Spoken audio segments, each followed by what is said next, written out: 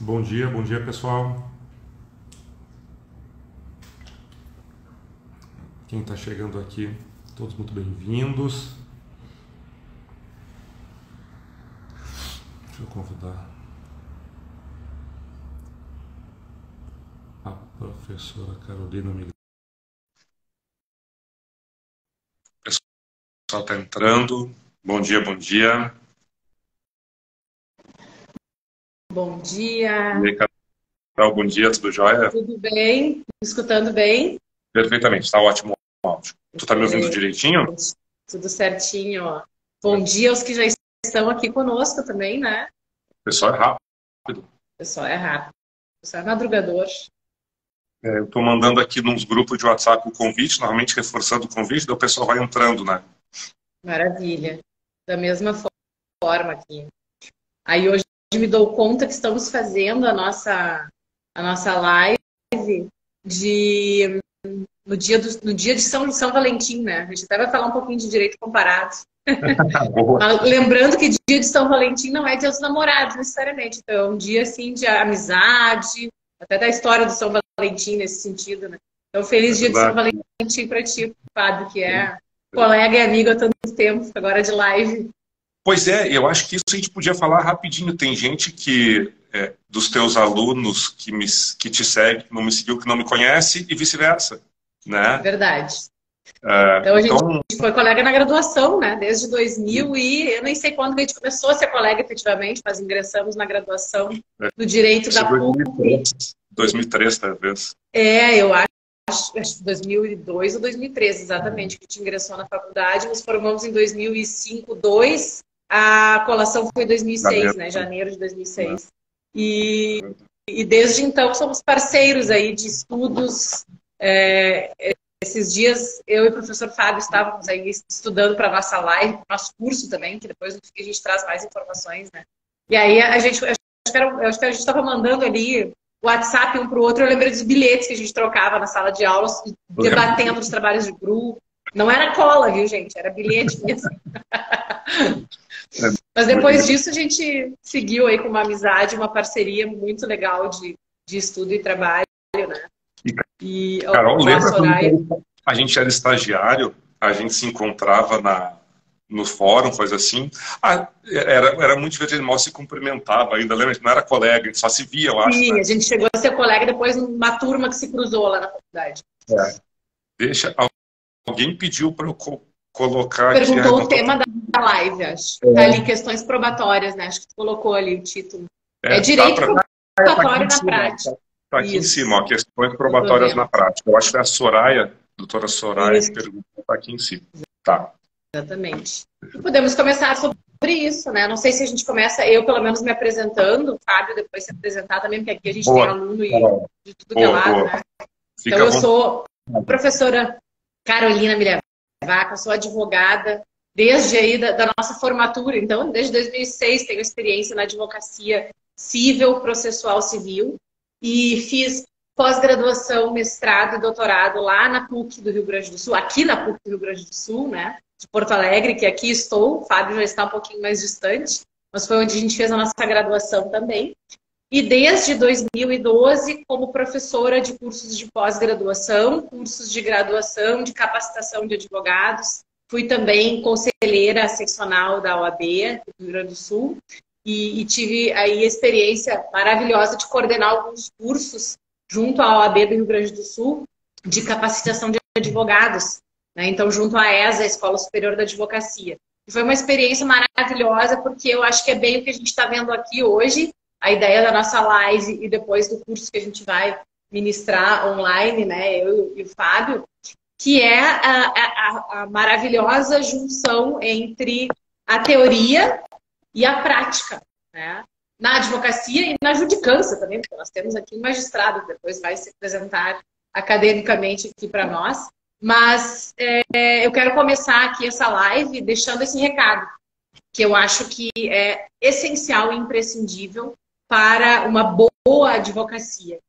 Por mais que nós sejamos, eventualmente, né, o caso de alguns colegas que estão nos assistindo, advogados na essência, né? Então, não tem aquela vertente de trabalhar na academia, de publicar artigos, de lecionar, e não há problema nenhum nisso, muito pelo contrário, né? Inclusive, acho que pela quantidade de tempo hoje eu devo me dedicar mais mesmo para a advocacia do que para a docência em si, mas o que o advogado não pode esquecer é de que, e isso está no Código de Ética, está no Estatuto da OAB, é de que a prática da advocacia a profissão da advocacia é uma profissão técnica. Nós somos técnicos, então não dá, e isso não é só para advocacia, isso também é para outras carreiras, né, do direito, para magistratura, para promotor de justiça, defensor público, assessores. O operador do direito, ele é um técnico. Então ele tem que continuar estudando. Ele tem que continuar lendo, ele tem que continuar se informando e ele tem que continuar fazendo isso. Trocas, né, entre os colegas, seja grupo de estudo, seja curso, assistindo as nossas lives. Então, professor Fábio. Obrigado, Carol. Né? Parabéns pela trajetória. A Carol, pessoal, sempre foi uma advogada brilhante, assim, sempre... eu acho que a especialização, mestrado, doutorado é tudo em processo civil, né, Carol? Exatamente. Tudo em processo. A Carol é aquela pessoa que quando os advogados, os mortais, não sabem o que fazer, eles ligam para a Carol. Aí a Carol acha a solução processual. Ela tem o código de processo da Carol. É o CPC, não é qual é o processo civil, qual é o processo da Carol. Pessoal, rapidamente, para a gente entrar, então, concordo contigo, Soraya Eterno, os estudantes. A minha trajetória foi um pouco diferente, eu sempre fui mais afeito à área pública. Então, eu advoguei um período mais curto em Porto Alegre, um tempo bem maior em Brasília, onde eu defendi uma confederação patronal, principalmente na área de direito constitucional, administrativo e direito do trabalho, processo de trabalho. Na época, ela tinha cerca de 200 empregados. Então, a gente fazia um compliance, uma espécie de preventivo e também atuava judicialmente, né? Eu fui para a área do público, trabalhei na Justiça Eleitoral, fui chefe de cartório eleitoral, fui oficial de justiça da Justiça Federal, fui assistente de juiz no TRT de Minas Gerais, assistente de desembargador no TRT do Rio Grande do Sul, fui juiz no TRT do Pará e Amapá, TRT 8, e agora eu estou juiz no TRT do Mato Grosso. Tá? A minha especialização. Quem estuda tanto para concurso, infelizmente, a gente não consegue se dedicar a mestrado e doutorado, e nesse momento eu tenho filhos pequenos. Então, eu também não consigo fazer meu mestrado e meu doutorado. Tá? Mas, em breve, deixa eu esclarecer um pouquinho, que daí eu vou voltar aos meus estudos. Qual é o nosso intuito de hoje? A Carol e eu conversamos e a gente quer trazer alguns assuntos que a gente enxerga bastante na prática, temas que não necessariamente são unânimes, trazem posições, trazem visões diferentes. Bem-vinda, doutora Beatriz, bem-vinda, doutora Gabriela Morgante, aluna de São Paulo. E assim, às vezes a gente vai trazer posições do que acontece na Justiça Comum Estadual, que é onde a doutora Carolina atua prioritariamente, e outras vezes vamos trazer posicionamento, jurisprudência da Justiça do Trabalho. No meu mistério de magistrado, atual magistrado do trabalho, né? Eu sempre falo atual porque a gente nunca sabe o que vai acontecer na vida depois, né? Eu enxergo bastante coisa. Então, a gente separou alguns tópicos, aqueles que a gente acha mais interessante, e o primeiro deles, e assim, ó, pessoal, vocês viram, né? Especialista, mestre, doutora. Eu vou me fartar hoje aqui, né? Eu só vim para assistir a aula, né? Sentença trabalhista. E aí, Cadu, colega juiz TRT, atual TRT São Paulo, bem-vindo. Doutora Angelita, tudo bem? Bem-vinda também. Vamos lá, Carol. Um assunto que eu vejo bastante dúvida nas petições diz respeito à alegação. E eu vou trazer depois casos práticos, principalmente envolvendo o pagamento, o direito de horas extras de trabalhadores quando entram na Justiça do Trabalho.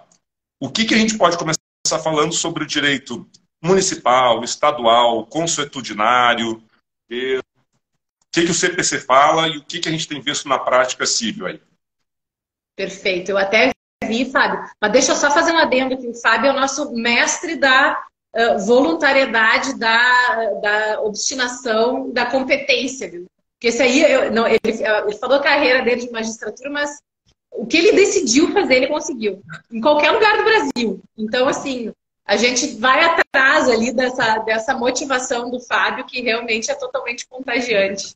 E só para defesa aqui da possibilidade de a gente fazer um doutorado, eu defendi minha banca de doutorado grávida, né? Na reta final da gravidez. Então, agora, que realmente é bem difícil, mas depois a gente consegue encaixar. Bom, esse aí foi um tema que eu achei super interessante da gente ventilar antes, e foi quase que uma coincidência que eu vi que depois a gente abriu ali caixinha de diálogo, né? O Fábio abriu caixinha de diálogo e teve alguns participantes daqui que questionaram, por exemplo, não só sobre a legislação, mas sobre o feriado municipal, né? Quando acontece o feriado municipal, a influência disso nos prazos e informar isso no processo, o que a parte precisa comprovar. E feriado não deixa de ser também fruto de uma legislação local. Né? Então, a gente está falando da mesma coisa. O que o nosso Código de Processo Civil ele traz? Lá no artigo 376, a gente tem, claro, uma separação do Código de Processo Civil atual, né, de 2015 com vigência 2016, que é diferente da organização que o CPC de 73 teve. Mas nós temos uma separação em livro de parte geral e parte especial, tá? Do Código de Processo Civil. E nós temos ali na parte especial, claro, a parte geral vai trazer aquelas cláusulas gerais, os conceitos gerais de quem são os sujeitos do processo, como se dão os atos processuais, como se contam os prazos processuais. Eu sempre gosto de fazer uma alusão à organização do CPC com um jogo de xadrez, né? E os meus alunos que estão aqui na live, eles já me ouviram falar isso milhares de vezes. Mas para jogar xadrez, a gente primeiro aprende o quê? No tabuleiro. Quem são as peças e como elas se mexem, né? Então, o cavalo vai andar em L, ele vai saltar em L, a torre vai, né, poder se mexer em linhas retas e assim por diante. Isso é o que a gente tem na parte geral do CPC. A gente pode dizer que está ali na parte geral do CPC em regras, né, sobre como é que se mexem esses membros do jogo, né, esses sujeitos, as peças do jogo. E a parte especial é que realmente ensina, bom, então como é que a gente joga? Quais são as estratégias? Quais são as regras para a gente poder ganhar esse jogo? E o artigo 376 do CPC, que diz respeito a essa questão de comprovação, né, ou alegação da aplicação de um direito local, municipal, estadual ou para fora, né, estrangeiro ou consuetudinário de alguma localidade, alguma norma, alguma regra de conduta oriunda dos costumes locais.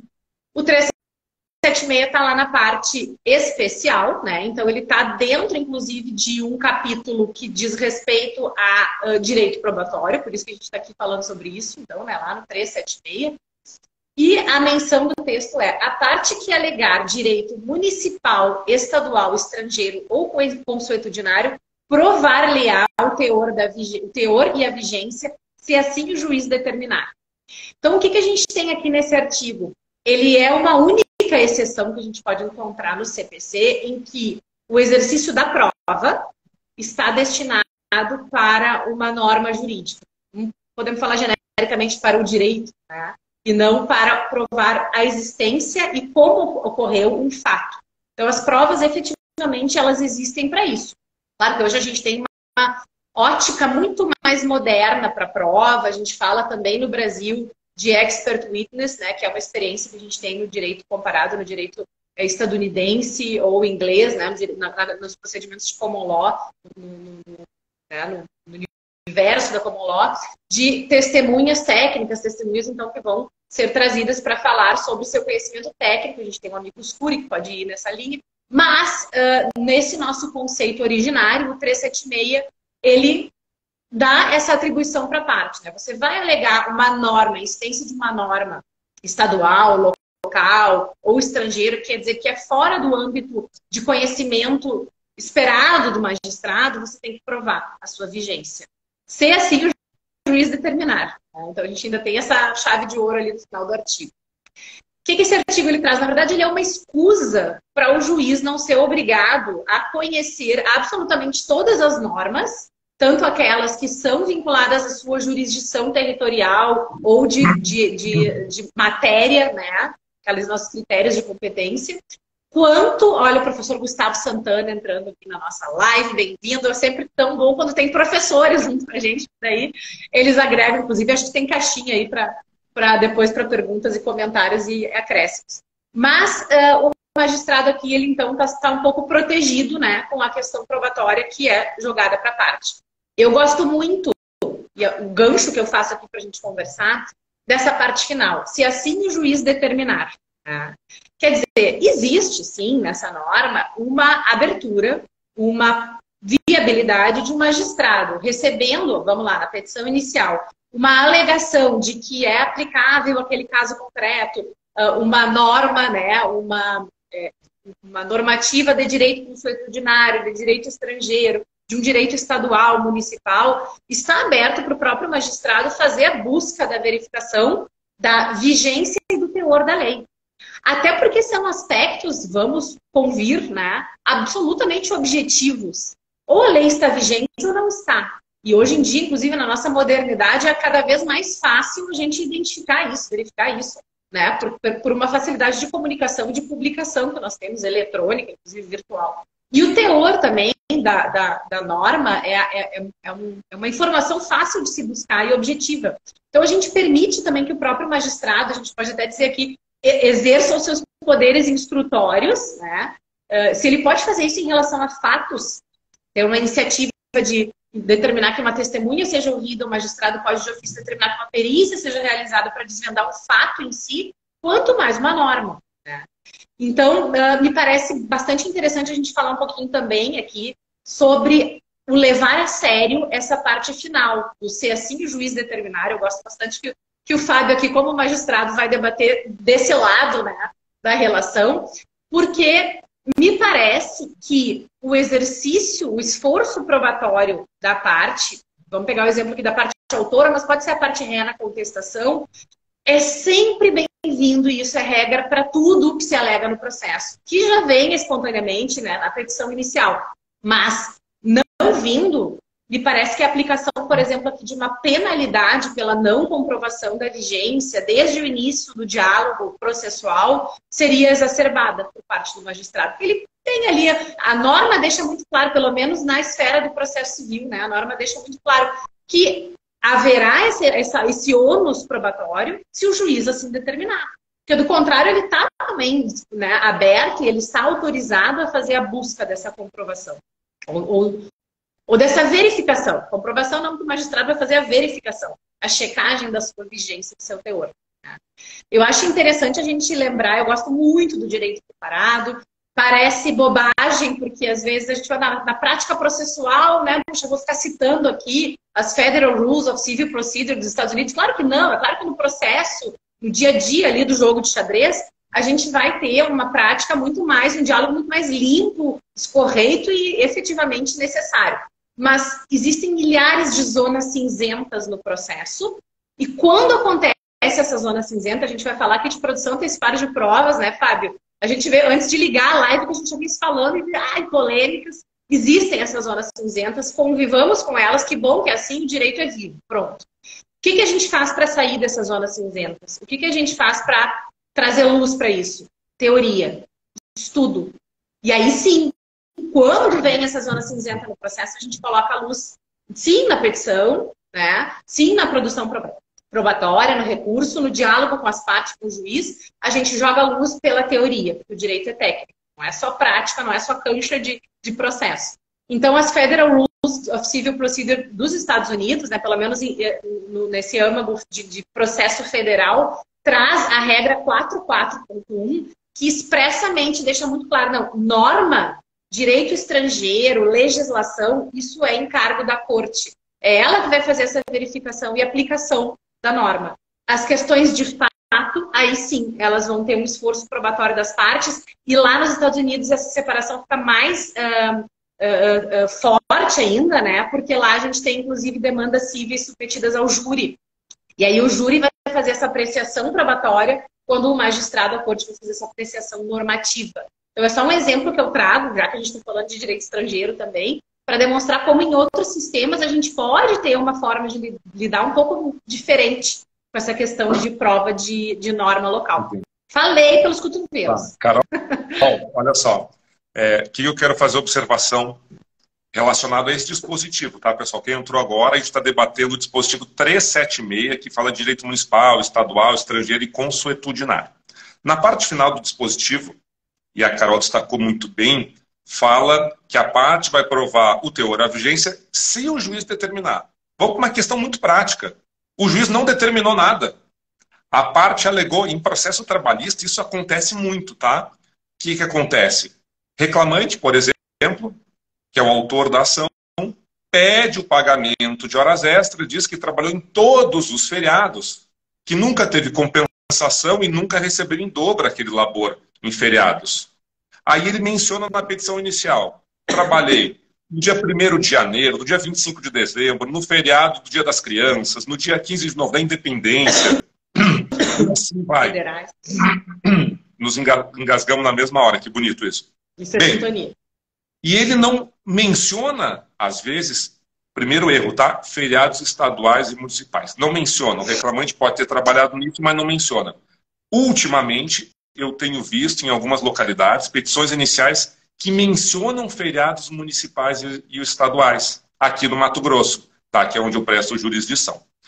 Ou seja, na decisão há a inclusão também desses dias. Isso. Nestes casos, eu espero. O que eu espero? Eu espero a contestação.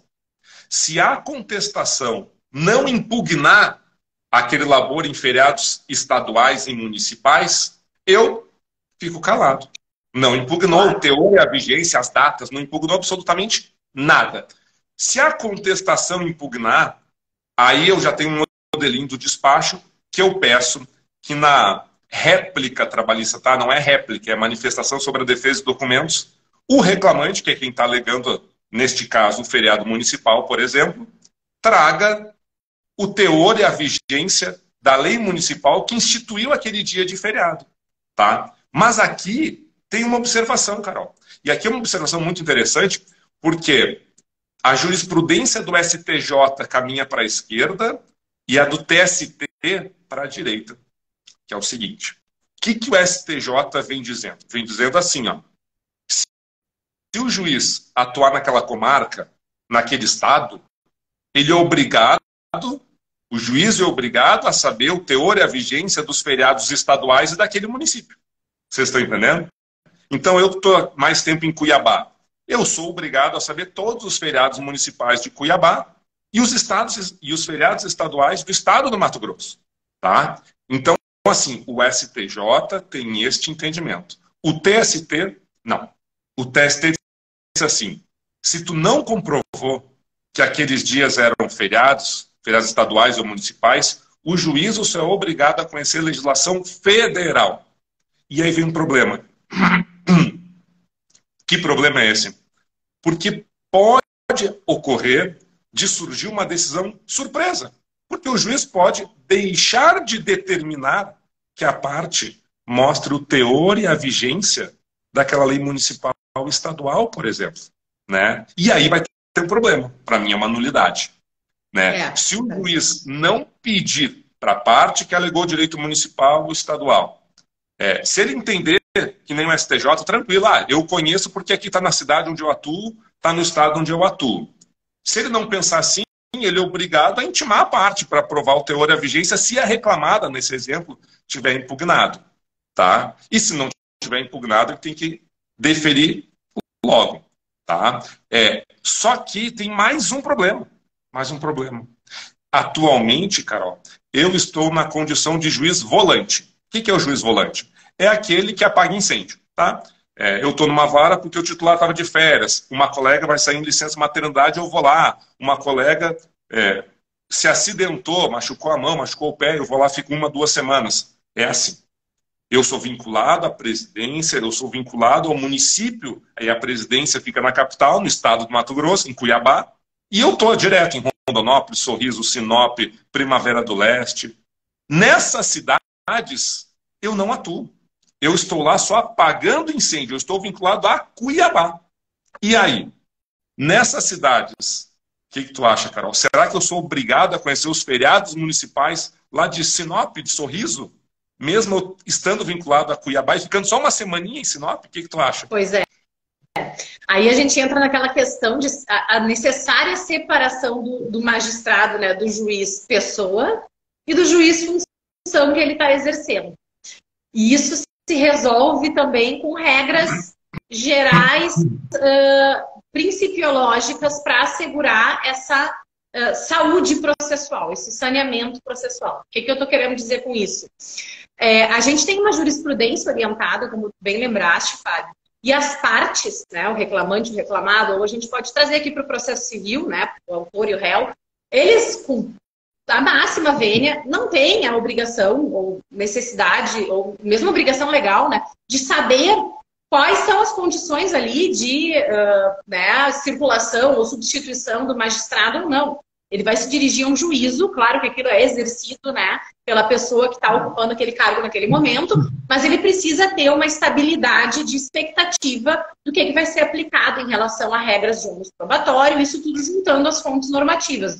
A lei, a jurisprudência, o que se aplica, né, em relação a essa situação.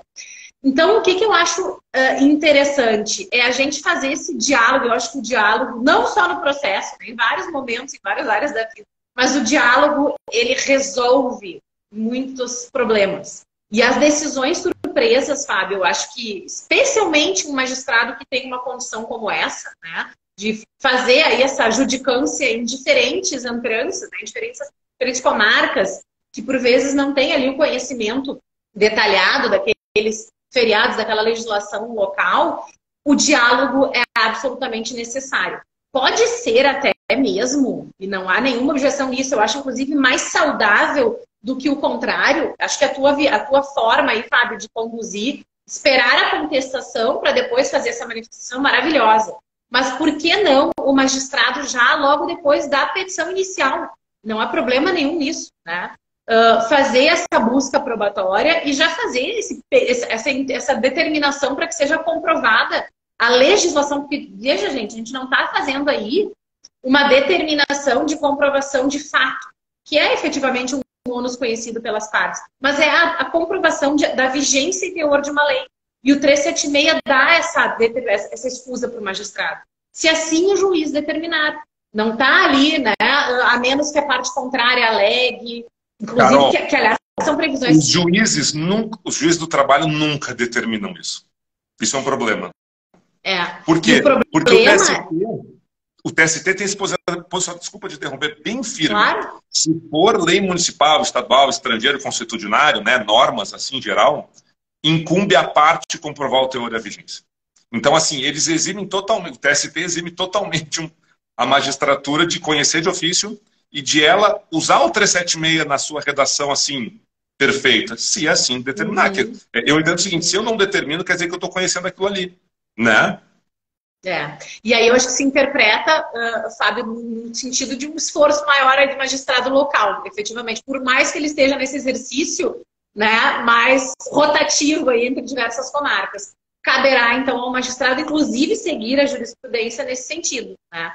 Se existe um feriado local, municipal, e ele está exercendo a judicância naquele município, ele vai ter que fazer esse esforço probatório, que não é também probatório, é de conhecer a lei local. Carol, e falando em lei local, um advogado, doutor Luiz, obrigado pela pergunta, ele veio com um questionamento super interessante, que é o seguinte, em vários sites de tribunais, inclusive eu acho que do TRT 23, traz uma tabelinha no ano todo, quais são os feriados, que dia vai estar de recesso, que dia vai emendar feriadão, esse tipo de coisa.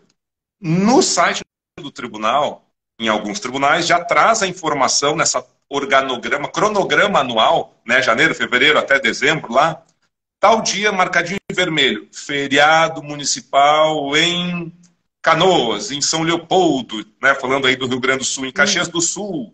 Bem, tu acha que, né, que essa publicação no site oficial do tribunal serve como prova de teor e vigência de uma lei local instituindo um feriado municipal?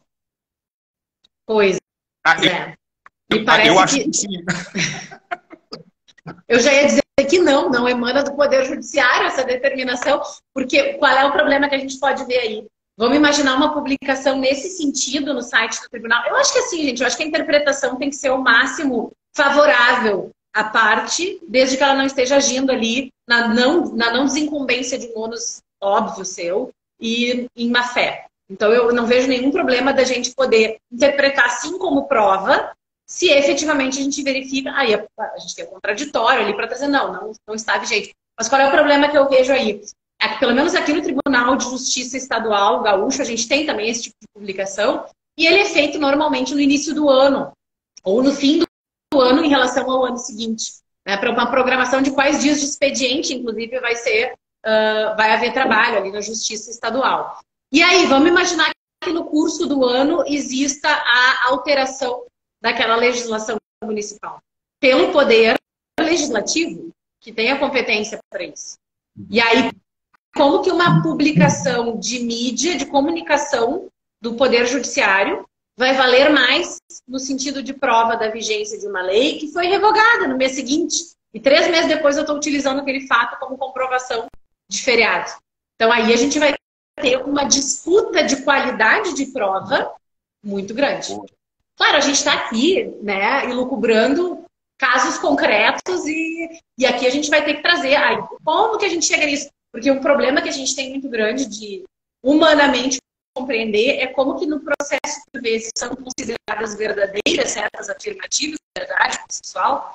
E aqui a gente pode trazer diversos autores, né? Vou puxar a brasa aqui para o Estado dos Gaúchos, o professor Victor de Paula Ramos, que é especialista em direito probatório, tem aí obras magníficas, né, nessa área, fala muito sobre isso. E a gente tem essa dificuldade de compreender, né? Mas como é que no processo a gente vai alegar isso? Bom, aí a gente vai ter no mundo do processo uma disputa de qualidade probatória. Então, mas ali naquele caso foi utilizado e foi entendido, o magistrado entendeu que servia como prova, sim, essa divulgação do Poder Judiciário e se entendeu que se tratava de um feriado. Bom, a parte contrária contestou isso. E mais, se não contestou, não contrapôs, a gente não precisa nem entrar nessa questão de qualidade de prova, o que vale como prova. Acaba virando fato incontroverso. E já entra em outra categoria processual. Perfeito. E por outros motivos vai ser considerado, então, como não objeto de maior busca probatória e pode ser presumido como verdadeiro.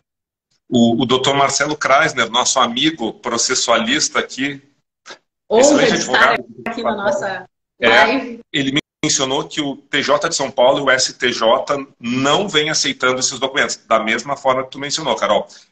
Como a competência de uma lei municipal é da Câmara dos Vereadores aprovar essa legislação, tem que ser do município mesmo. Né?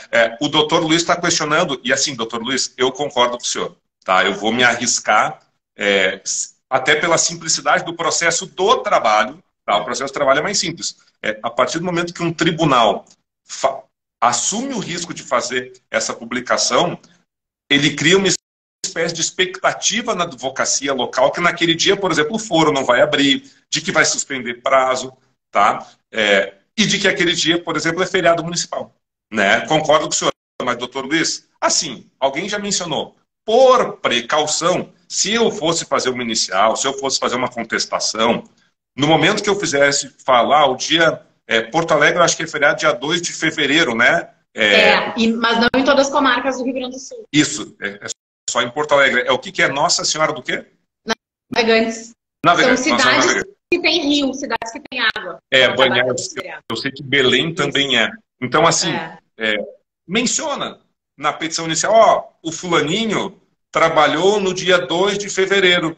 Que é feriado municipal em Porto Alegre, aí tu joga no Google, Câmara dos Vereadores, feriado, porque tu vai achar o número da lei, né? E se não tiver outra, revogando ela, total ou parcialmente, ela está em vigor. E junto o número da lei municipal, se quiser, junta em PDF também, não custa. Tá? Eu acho que isso é para se precaver. Carol, deixa eu contar só um caso bem rápido de uma jurisprudência do TST para a gente passar para o próximo assunto, pode ser? Vamos, tá. Ótimo. Olha a situação, pessoal. O reclamante entrou com uma ação assim. Isso, doutor João. Doutor João Francisco é mestrando em Direito, acho que é na UFPEL, e é assessor de desembargador no TRT do Rio Grande do Sul. Obrigado, Joãozito. Então, assim, reclamante entrou com uma ação buscando o pagamento de horas extras nas seguintes ocasiões. Requer o pagamento de horas extras em todos os feriados trabalhados. Ponto final. O que a reclamada alegou em contestação? A inépcia da petição inicial. Poxa, ele não me disse nem quais são esses feriados. Como é que eu vou me defender? E aí vieram 2 recursos disso. Olha que interessante. Aí foi prolatada uma sentença e vieram 2 recursos. O reclamante dizendo, eu pedi de todos os feriados. Então eu quero feriado municipal e estadual também. E a reclamada veio dizendo, não, é inepta essa ação, porque ele não mencionou, não especificou quais são esses feriados. E aí, o que o tribunal, o que o TST lá em última análise decidiu? Decidiu o seguinte, já mencionamos, a interpretação do 376 é aquela de que a parte que alegou ou quer ver valer seu direito com base em lei local ou estadual, lei municipal ou estadual, deve provar, sem que o juiz determine, tá? Embora esteja na parte final do 376, o teor e a vigência dessa lei. Por outro lado, o juiz do trabalho, por ser um juiz federal, deve conhecer, deve saber da legislação federal. Neste caso, não foi declarada inepta da inicial, não foi, e foram deferidos naqueles feriados nacionais, feriados federais, o pagamento de horas extras, quando ele comprovou que pagou. Municipais e estaduais, não foi deferido. Então, assim, no recurso, ninguém ganhou. Né? O reclamante queria aumentar a condenação para feriados municipais e estaduais, a reclamada queria inépcia, não levou, nenhuma levou. Tá? Eu acho que isso é o que mais acontece na Justiça do Trabalho. Nos despedimos, Carol, desse tema, vamos para o próximo? Vamos para o próximo. Muito embora aí também já vamos para a banda, para a live. Né? Mas vamos sim, que a gente tem mais questão probatória. É que esse próximo assunto, eu acho que ele, assim, ele gera ainda mais dúvidas. Ainda mais dúvidas, pela complexidade do tema. Que eu já tinha feito uma postagem sobre isso. Peraí. Enfim, diante da inclinação do TST e do STJ, complicado. Mas é necessário atender ao fim social, aquela se dirige. Concordo, doutora? Concordo, é isso mesmo. Tá? Mas assim, vamos lá, por precaução, pediu municipal, pediu lei estadual, pediu prova. Tá?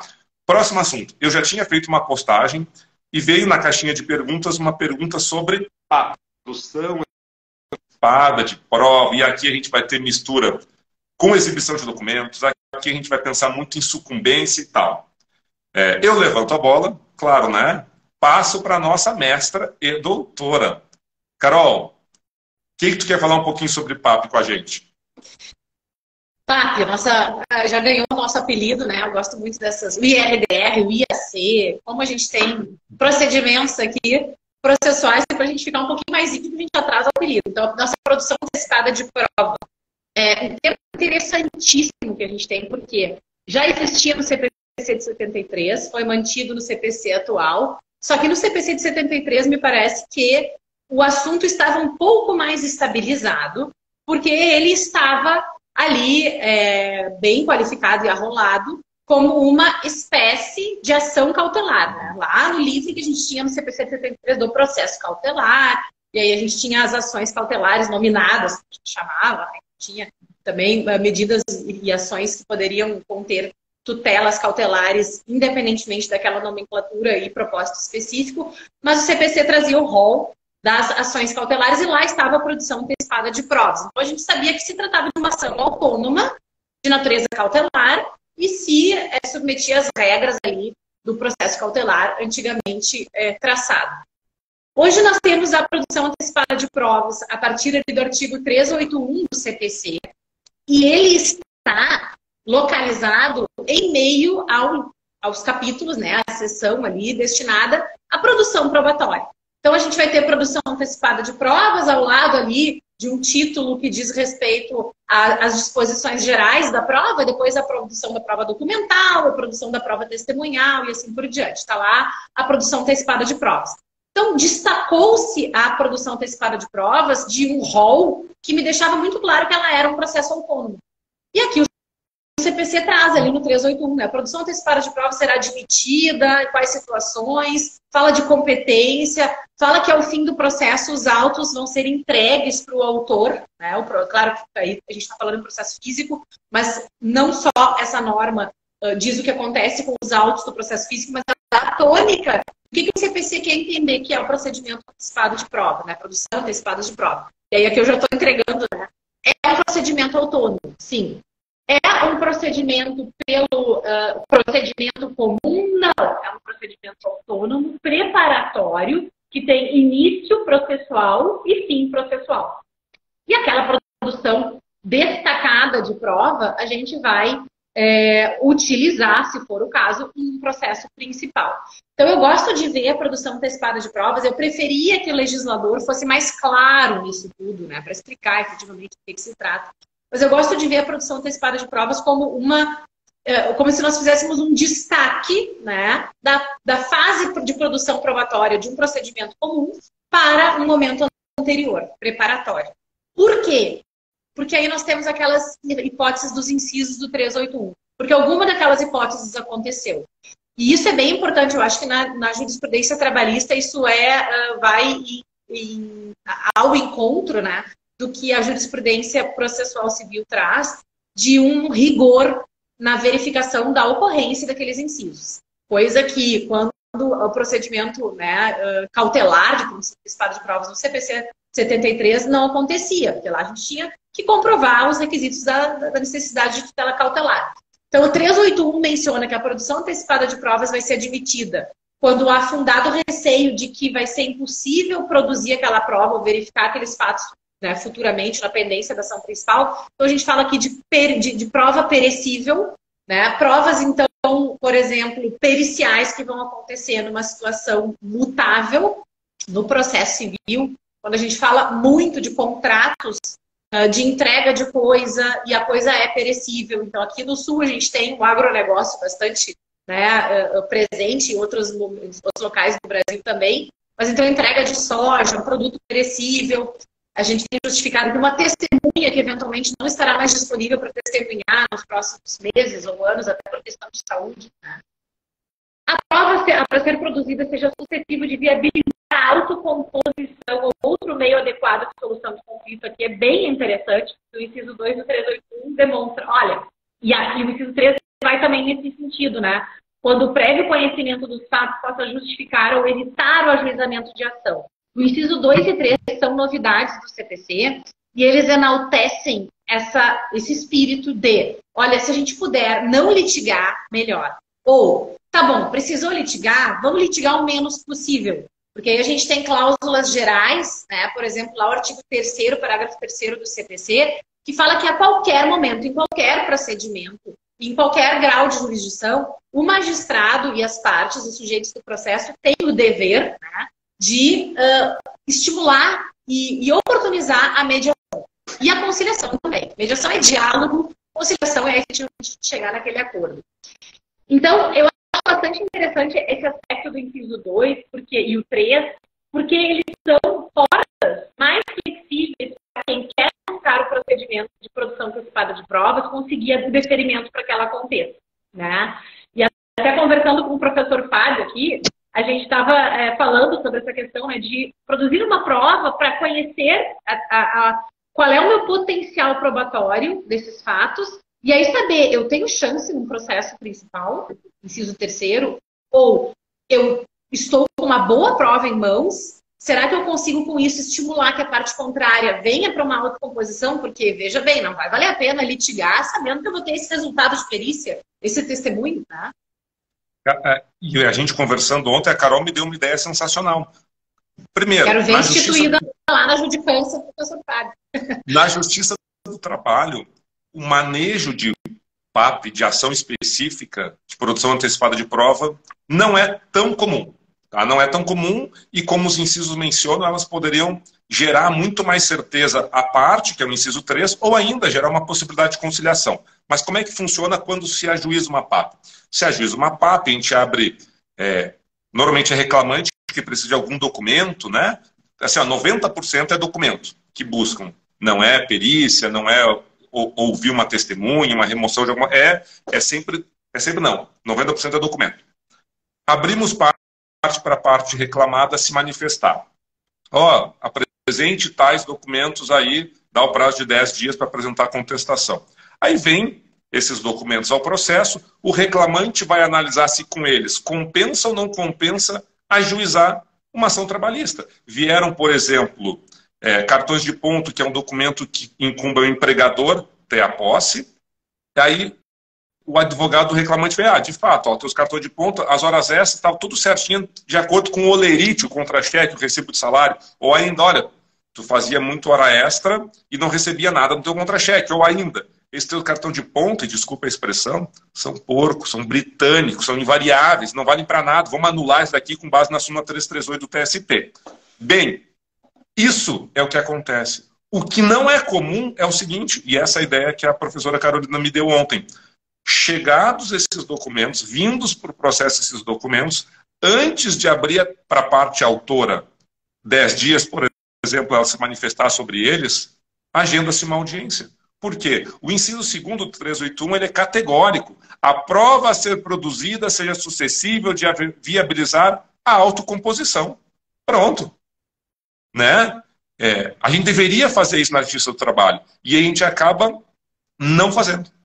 Não fazendo. Exato. O doutor agora, o doutor Vilar, tudo bom? Bom dia, bem-vindo. Doutor Vilar, aluno querido. Ele mencionou, as empresas, em regra, fazem o seguinte, não tem acordo, mesmo que tenha os documentos mostrando que o autor, né, o reclamante, o futuro reclamante da ação, tem direito. As empresas não querem fazer, elas querem aguardar uma ação judicial para que, então, na ação judicial se faça isso. Ou ainda, né, doutor Vilar, no processo do trabalho, depois da homologação de acordo extrajudicial, pessoal. Se vierem esses documentos, não deu para fechar um acordo diretamente na PAP, entre em contato com o advogado da parte contrária. Vamos fechar uma homologação de acordo extrajudicial. Tem muito pano para manga para brincar. Tá? Deixa eu passar já outro problema. E assim, é um problema porque são dúvidas minhas. Tá? A doutora Carolina vai respondendo. E isso que é legal. Sobre causalidade, sobre sucumbência na PAP. Como é que funciona? Eu vou tentar falar a regra. A regra é o seguinte, é um processinho bem simplório, não litigioso, que não cabe nem recurso. Tá? Mais ou menos isso. O autor pede um documento para a parte, ou ainda ele nem pede nada para a parte. Ele pede para uma testemunha X ser ouvida. E a testemunha X pode estar em outra cidade. Se ela estiver em outra cidade, qual é a competência? É tanta coisa para falar de PAP. Tá, mas enfim, pede um documento para a ré. A ré traz esse documento no processo. Quem é sucumbente? O autor da ação é sucumbente? Segundo, a ré não traz esse documento que incumbiria ela trazer. Quem é sucumbente? E eu já ponho uma pimenta ou uma cereja. Se ela não trouxer esse documento, perfeito, doutora Adriane Targa, é o que ela está nos falando. Cabe ao magistrado, com base nos seus amplos poderes, com base no 139, inciso 4, e a gente tem que fazer uma live sobre isso, Carol, com base no artigo 400 do CPC, com base no 536, aplicar alguma multa, alguma astrente, alguma penalidade, se a reclamada não trouxer isso, de novo, joguei, vai longe. Vamos lá. Gente, o procedimento de produção antecipada de provas tem muito pano para manga mesmo. O Fábio falou aqui, en passant, e já trouxe outro ponto, né, da competência. Mas o que eu gosto de sempre lembrar? A questão das zonas cinzentas. Né? A redação do CPC, ela está cinzenta em relação à produção antecipada de provas. E o que a gente precisa se afastar um pouco e entender? Bom, o que o legislador quis dizer sobre este procedimento? Ele quis dar uma tônica, que é essa que o Fábio falou.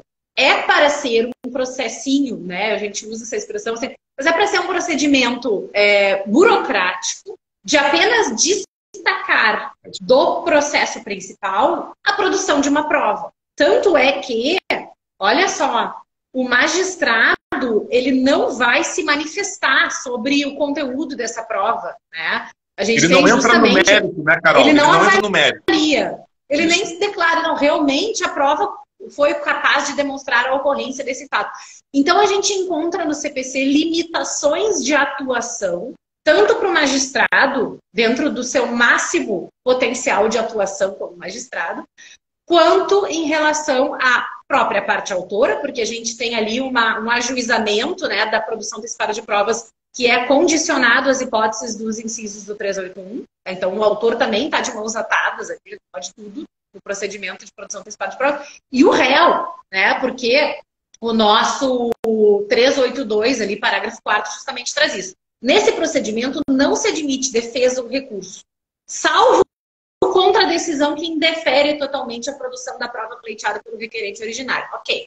Mesmo esse dispositivo, ele nos dá a tônica. Olha, esse procedimento ele não foi criado para ampliarmos um debate de convencimento e de cognição profunda sobre fatos. Nem para o juiz, nem para o autor e nem para o réu. Ninguém aqui tem esse palco na produção antecipada de prova. Essa é a tônica do procedimento. Mas a gente sabe que a vida é muito maior do que o processo. Então é claro, e é isso, até o professor Luiz Rodrigues Wander, meu querido guru aí, né, acadêmico e na advocacia também, que eu admiro muito o trabalho do professor Luiz Rodrigues Wander e do professor Eduardo Talamini na produção ali das obras de manuais deles e outras tantas, mas eles mencionam isso. É claro que, em relação, por exemplo, a questões processuais, se existe aí uma falta de condição da ação, uma falta de pressuposto processual no pedido do autor, é claro que o réu vai ter aqui, ou a parte contrária, né, na produção dos antecipados de provas, vai ter uma defesa para apresentar, uma defesa processual que seja. Ou seja, não é bem assim que sempre a produção antecipada de provas tem que correr como se fosse no curso ali do procedimento de jurisdição voluntária, né? Em que as partes e o magistrado, todos em comum acordo, vão produzir ali uma prova e deixamos para o processo principal esse debate.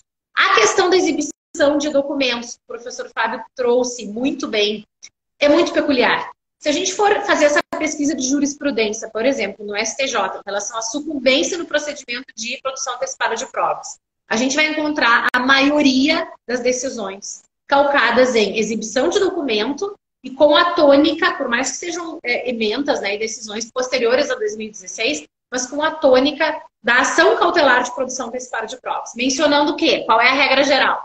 Se houver resistência, se houver pretensão resistida da parte demandada, a qual foi requerida a exibição de documento, há sim a condenação de sucumbência para aquela parte demandada.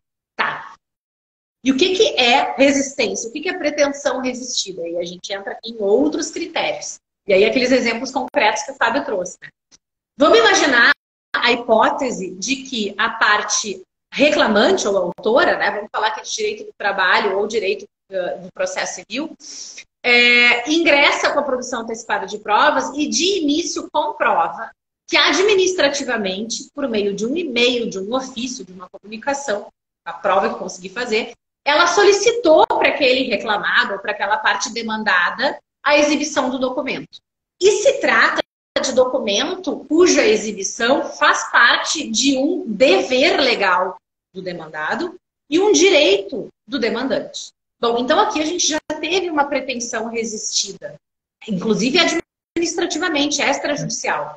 Eu estou conseguindo comprovar na minha petição inicial de procedimento de produção antecipada de provas o meu interesse processual e a pretensão resistida. Me parece que nessa hipótese, mesmo que citado para exibir o documento e o reclamado ou réu exibe o documento em juízo, há sim a correta condenação de sucumbência daquela parte demandada. Por quê? Porque só foi necessário mover aquele procedimento judicial, mesmo que seja produção antecipada de provas, pelo requerente, porque houve uma pretensão resistida da parte demandada. E ele tinha esse dever. Né? Agora, a gente tem outras hipóteses. É possível também, na esfera civil isso acontece bastante, a produção antecipada de provas para exibição de documentos ser ajuizada e o juiz extinguir o processo sem resolução de mérito por falta de condição da ação, quando o requerente, o autor, não comprova que administrativamente fez o pedido para exibição do documento. Quer dizer, olha, tu está ingressando com a ação, mas tu não está me trazendo o mínimo elemento de condição da ação, que é o interesse processual. Por que tu... E na esfera civil, especialmente na época ali das revisionais bancárias, era muito comum isso acontecer, pelo menos aqui no Rio Grande do Sul, a gente teve um caso concreto, específico, em que o tribunal fixou essa jurisprudência porque existia um abuso da exibição de documentos justamente para uma indústria de honorários subsidenciais. E aí houve um reforço, né, dessa exigência. Vai ajuizar a ação, cadê a tua pretensão resistida para o interesse processual? Bom, mas vamos imaginar que não seja esse o caso, né? O magistrado dá início ali à produção antecipada de provas sem a comprovação de que houve uma resistência administrativa. no processo a gente vai ter uma nova oportunidade para aquele demandado ou resistir ao direito e não juntar o documento, né? E aí sim ele vai ter um ônus de sucumbência, ou juntar o documento e aí ele pode, inclusive, trazer esse argumento. Olha, eu, inclusive, não posso ser condenado nem por sucumbência porque eu nunca houve pretensão resistida. Eu teria exibido administrativamente. E aí me parece que o ônus fica da parte autora.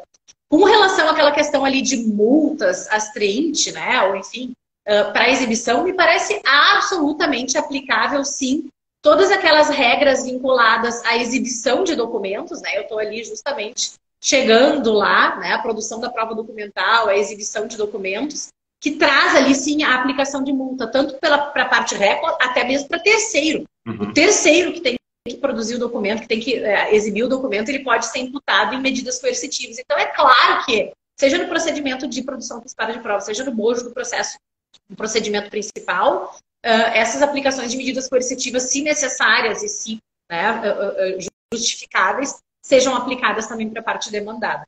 Acho totalmente factível. Carol, e só para somar isso que você está dizendo... Na hora. Uhum. Não, eu tô aberta a página aqui, de um resumo que eu fiz. Há decisões, há jurisprudência do TST, eu peguei uma do TST e uma do TRT do Rio Grande do Sul, que entendem também aplicável a fixação de astrentes, né, com base no 536 do CPC, para o caso de a parte demandada não trouxer os documentos necessários. Só um pouquinho que a doutora Adriane Targa fez uma pergunta aqui. Caso não haja exibição na PAP, como fazer a reclamação trabalhista? Bem, e aqui vem outra dúvida. Aquele negócio que a gente conversou sobre as custas, Carol, para tentar cobrar no segundo processo. Explica para a doutora Adriane Targa aqui. Não sei se a dúvida dela... Bom, as custas, o que me parece? Ao final do processo, o demandado ele vai ficar responsável, claro, pelo pagamento das custas finais, pelo pagamento dos honorários de sucumbência, mas também existe no processo civil o conceito de antecipação das custas pela parte autora.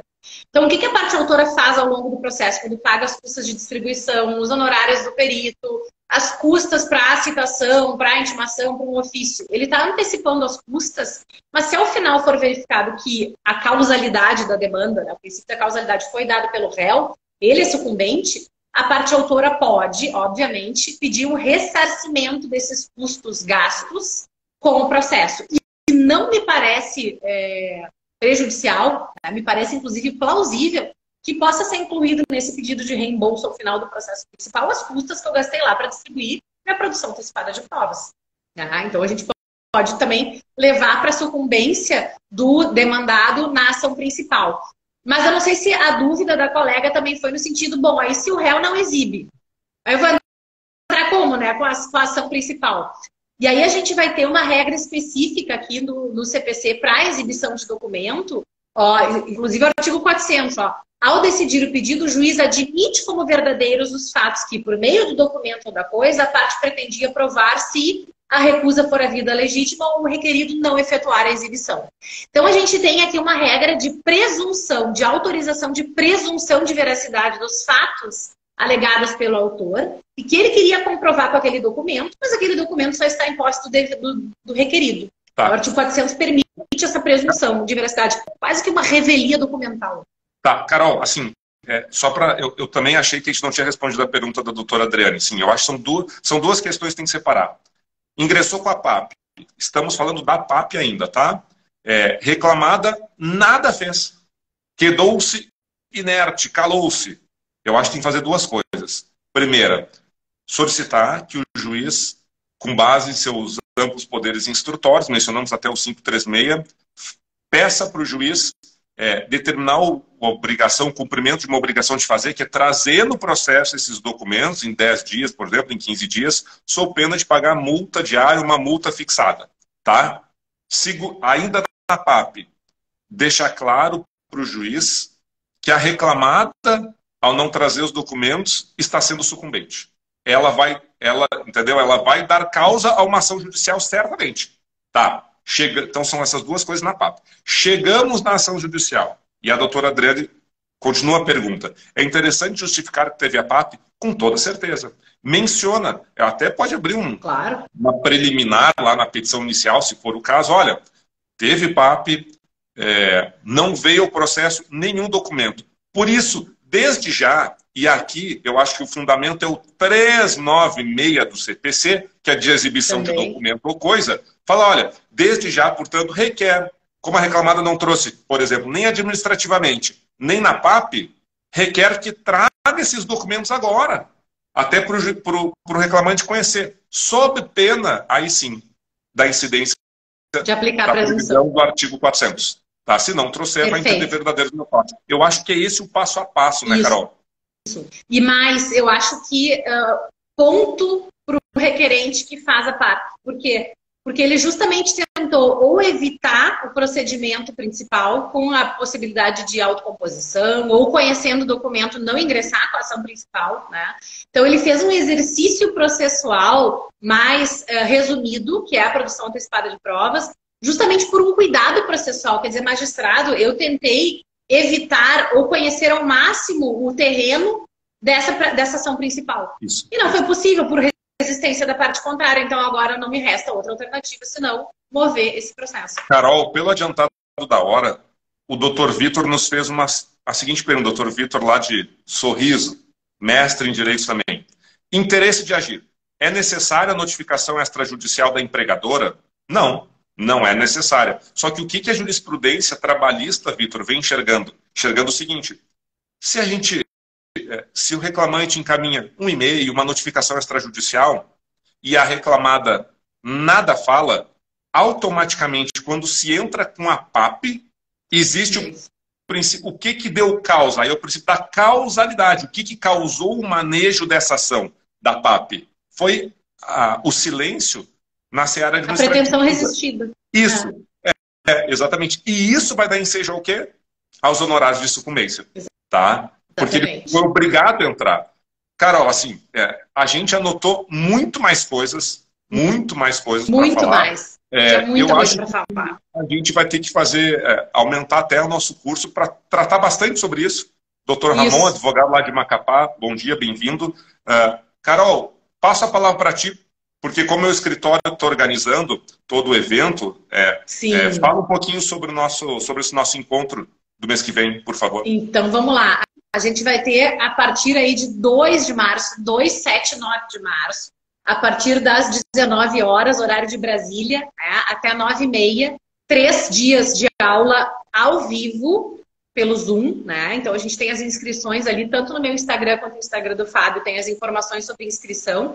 O escritório Brant Milha Vaca que está fazendo essa organização do curso. E a gente teve aqui também uma palhinha, porque o nosso curso vai ser calcado justamente nessa tônica, né? Claro que a gente vai ter aí, as aulas estão separadas em assuntos, né? Em relação até mesmo à tutela antecipada, ao procedimento, desde a petição inicial até esforço probatório, exatamente. Então, a gente tem aí os assuntos bem delimitados para cada aula, com material que vai ser produzido e fornecido para os inscritos.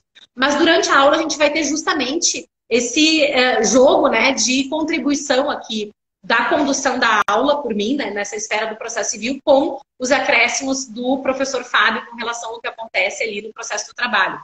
Então, eu acho que só pela falta de tempo que a gente teve nessa live para tratar dos assuntos, fica bem claro que vai ter muito pano para manga no nosso curso.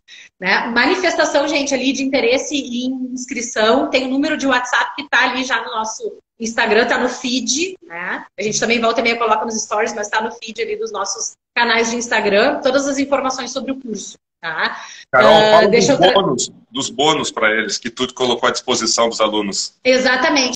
A gente vai ter também um grupo de WhatsApp que vai ser formado entre os alunos um pouquinho antes do início das aulas. Então, ali vai ser jogado, né, todo o material que a gente vai trazer em aula, não só as apresentações, mas também decisões, que vier ali de material, modelo de peça, a gente vai colocar ali.